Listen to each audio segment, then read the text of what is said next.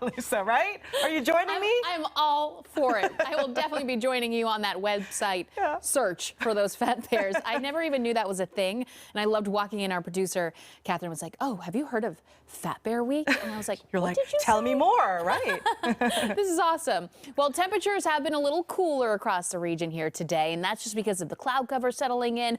So that was a big change for us. I know a lot of us probably enjoying that. Temperatures now in the mid-60s. Seattle, Renton, down to Puyallup, over into Tacoma. Olympia, 65 degrees for you. Upper 50s, Everett, Arlington, 61 over in Oak Harbor. So the temperatures are significantly cooler. I mean, we're talking about 13 degrees cooler in Everett versus this time yesterday, 19, I mean, nearly 20 degrees cooler in Shelton. Believe it or not, a little bit warmer along the coast because yesterday you still had that fog in place at this hour. So quite a drastic change for a lot of us. Now, later on this evening, if you're making any plans, maybe heading out for dinner, walking the dogs, temperatures are going to continue in those lower 60s through the majority of your evening, eventually hitting those 50s right around 10 o'clock this evening. So by tomorrow morning when we're waking up, temperatures are going to fall in those mid and lower 50s. For those in Seattle, 54 degrees. You can see that fog. It will return in the area. I don't think it will be quite as dense, but it will be in place. I mean, it is October. This is when we get a lot of fog rolling through the area.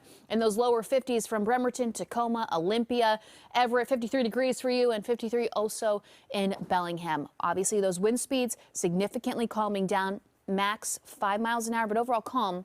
And that's what's going to allow for some of that fog to roll in. Like I said, not quite as dense or intense, including portions of the coast, but it will still be present, more patchy tomorrow. But some of us will see some of that dense fog in place tomorrow as well, but it will quickly lift, and then we're going to get ready for that warm up. And when I say warm up, I'm talking about temperatures back in the 70s for most of us. So the central South Sound highs are going to be in those lower 70s. For the foothills, temperatures mid 70s for you. Mountain passes 73 degrees, 64 along the coast. And we are going to expect maybe even some light little drizzle similar to what we had this morning if you encounter some of that fog in that low cloud deck. Now, temperatures after tomorrow continue to climb. So we're expecting those temperatures to soar in those mid 70s here by Thursday through the weekend. So that is going to be significantly above normal. So today, even though it was significantly cooler, this is where we should be this time of year, mid 60s. By the end of the 7-day forecast, that normal high temperature falls to 62 degrees. So even though this temperature drops to 68,